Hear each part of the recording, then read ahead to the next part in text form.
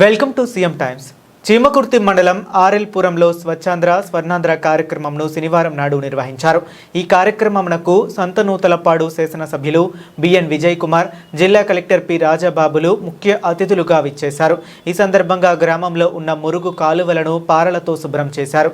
ఈ సందర్భంగా వీరు మాట్లాడుతూ గ్రామంలో మురుగునీరు లేకుండా శుభ్రంగా ఉంచుకోవాలని తెలిపారు. గ్రామం సైడు డ్రైన్లను పంచాయతీ సిబ్బంది శుభ్రంగా ఉంచుకోవాలని తెలిపారు. దోమల నివారణకు అధికారులు అప్రమత్తంగా ఉండి పని చేయాలని తెలిపారు. ఈ కార్యక్రమంలో మాజీ సర్పంచ్, గ్రామ టీడీపీ నాయకులు తదితరులు ఉన్నారు.